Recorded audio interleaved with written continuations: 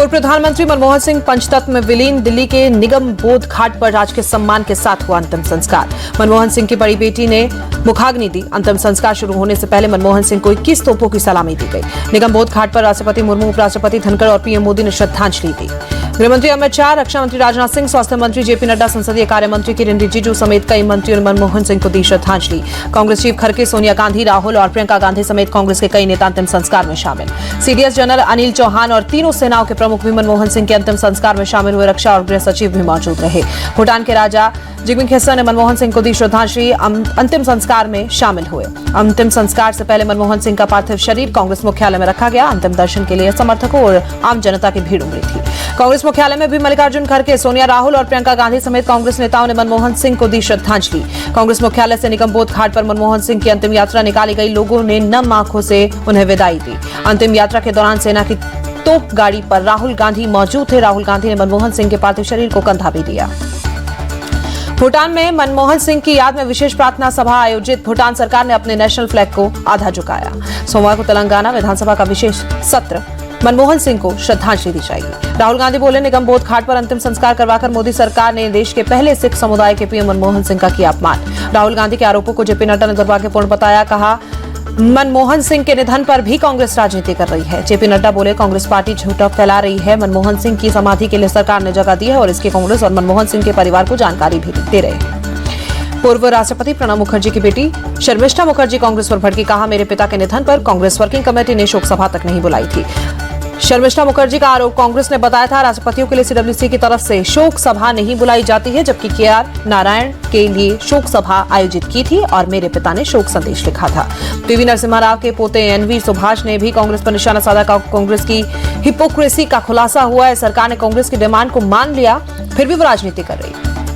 N V Subhash बोले, PV Narasimha Rao के पार्थिव शरीर को कांग्रेस ने हैदराबाद भिजवा दिया था और आश्वासन दिया था उनका स्मारक बनवाया जाएगा। कांग्रेस नेता अशोक गहलोत बोले, मनमोहन सिंह के स्मारक पर केंद्र ने ही विवाद पैदा किया और अब कांग्रेस को दोष दे रही है। आम आदमी पार्टी के सांसद संजय सिंह बोले, मनमोहन सिंह को राजघाट पर क्यों नहीं दी गई जगह? बीजेपी सबसे छोटी मानसिकता वाली पार्टी। कांग्रेस नेता नवजोत सिंह सिद्धू का सवाल, अटल जी के साथ ऐसा होता तो कैसा लगता? आरजेडी चीफ लालू यादव ने मांग की, मनमोहन सिंह का स्मारक बनना चाहिए। देश को ऐसा राजनेता कभी नहीं मिलेगा। दिल्ली के एलजी ने मुख्य सचिव को आदेश दिया, आम आदमी पार्टी की महिला सम्मान योजना की जांच करे और कानून के हिसाब से एक्शन ले। योजना के रजिस्ट्रेशन के लिए कैंप लगाने वालों पर कार्रवाई होगी। एलजी ने पुलिस कमिश्नर और इलाके की डीसीपी को जांच के दिए आदेश। कांग्रेस नेता संदीप दीक्षित की शिकायत पर जांच होगी। पंजाब से दिल्ली कैश सप्लाई करने का लगाया था आरोप। पंजाब पुलिस की इंटेलिजेंस यूनिट की सक्रियता की होगी जांच। एलजी के आदेश पर आप संयोजक अरविंद केजरीवाल नाराज। कहा, महिला सम्मान योजना से बीजेपी बौखला गई है, फर्जी जांच का आदेश है। केजरीवाल बोले, ये जांच का आदेश अमित शाह के दफ्तर से आया है। ये लोग योजना बंद करना चाहते हैं। केजरीवाल ने दिल्ली की जनता को डर दिखाया। कहा, बीजेपी को वोट दिया तो योजना लागू नहीं होने देंगे। दिल्ली की जनता को केजरीवाल ने भरोसा दिया। कहा, सरकार बनी तो 2100 वाली योजना लागू होगी, रजिस्ट्रेशन कराओ। संदीप दीक्षित के आरोपों पर का भी केजरीवाल ने जवाब दिया। कहा, बीजेपी कांग्रेस के सामने गिड़गिड़ा रही है। शिकायत के लिए संदीप दीक्षित को आगे किया। केजरीवाल के आरोपों का संदीप दीक्षित ने जवाब दिया। कहा, मैं इतना बड़ा नेता नहीं हूं कि बीजेपी मुझे मोहरा बनाएगी। संदीप दीक्षित बोले, मैंने एलजी को शिकायत दिल्ली सरकार के इश्तेहार पर दी है। इश्तेहार में बताया गया है महिला सम्मान जैसी कोई योजना ही नहीं है और न ही ऐसा कोई फॉर्म है। संदीप दीक्षित ने कहा, मैंने बीजेपी नेता प्रवेश वर्मा के द्वारा पैसे बांटे जाने के मामले में भी शिकायत उपराज्यपाल से की। प्रवेश वर्मा के घर के बाहर आम आदमी पार्टी का कार्यकर्ताओं ने प्रोटेस्ट किया। प्रवेश वर्मा ने आप कार्यकर्ताओं को चाय और रस्क ऑफर किए।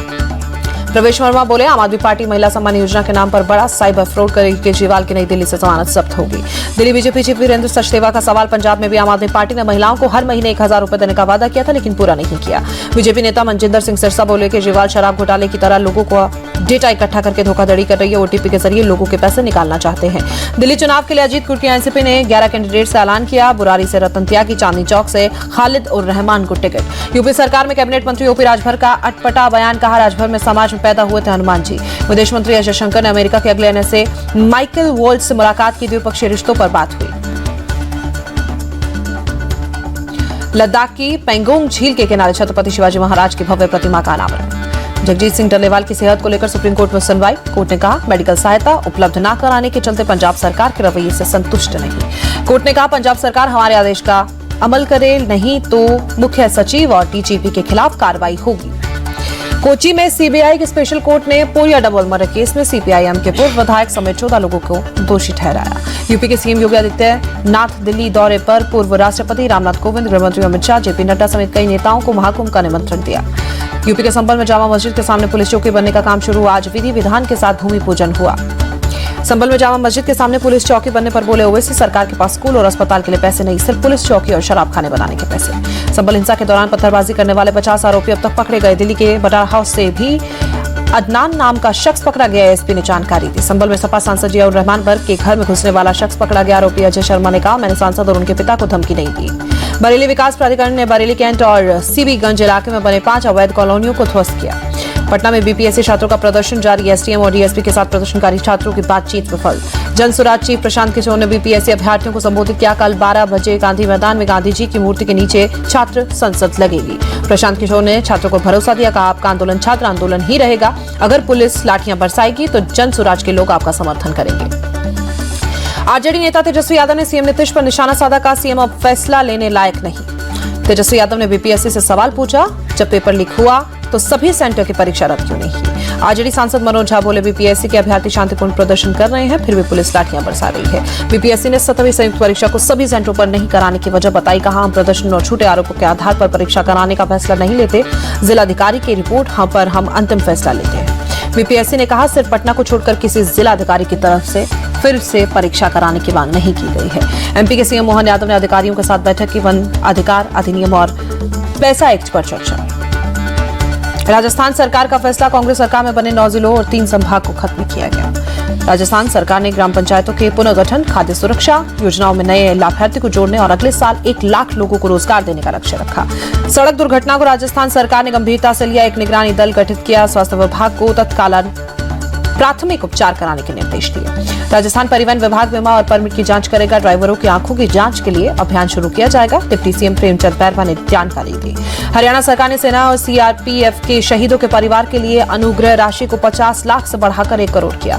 बंगाल बीजेपी के नेता शुभेंदु अधिकारी पर बांग्लादेशी आतंकी संगठन द्वारा हमले का अलर्ट। आईबी के सूत्रों के मुताबिक बंगाल पुलिस को अलर्ट कर दिया गया है।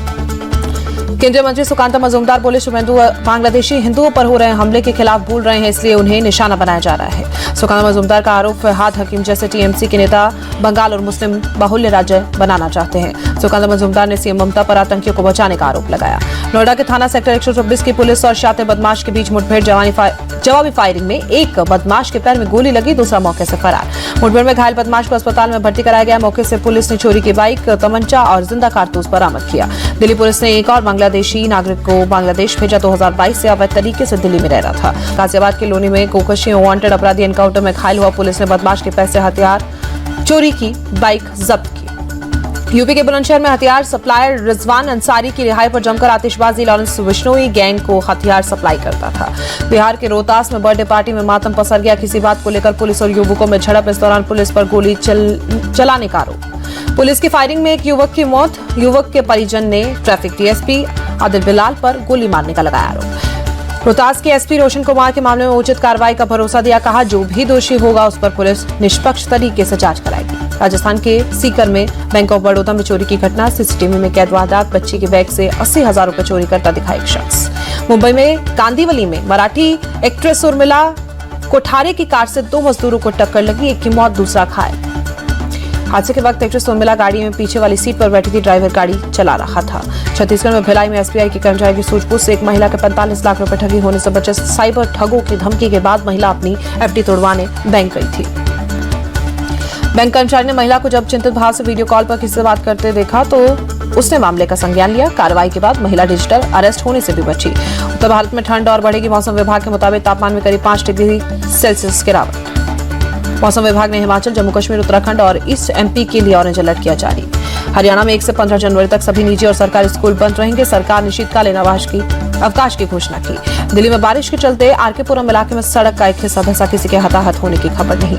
पूरे कश्मीर में भारी बर्फबारी। श्रीनगर से जुड़ने वाले कई रास्ते और नेशनल हाईवे बंद। बर्फबारी के चलते कई इलाकों में बिजली गुल। कश्मीर यूनिवर्सिटी में आज होने वाली परीक्षा रद्द। खराब मौसम की वजह से श्रीनगर एयरपोर्ट की सभी उड़ानें रद्द। डोडा में भारी बर्फबारी का पर्यटक लुत्फ उठा रहे हैं। एक दूसरे पर बर्फ के गोले बनाकर फेंकते दिखे। सीएम उमर अब्दुल्ला बोले, बर्फबारी से लोगों को दिक्कत ना हो, इसलिए सड़कों से बर्फ हटाने का काम जारी। हिमाचल के लाहौल स्पीति में ताजा बर्फबारी। चारों तरफ बर्फ की सफेद चादर। उत्तराखंड के उत्तरकाशी में जबरदस्त बर्फबारी हुई। मेलबर्न टेस्ट में तीसरे दिन का खेल खत्म। भारत ने 9 विकेट खोकर 358 रन बनाए। ऑस्ट्रेलिया स्कोर से भारत 116 रन पीछे। भारत की तरफ से नीतीश कुमार रेड्डी ने शतकीय पारी खेली। 176 गेंद पर नाबाद 105 रन। नीतीश कुमार रेड्डी ने खास रिकॉर्ड बनाया। ऑस्ट्रेलिया में 8वें नंबर पर बल्लेबाजी करते नजर आए।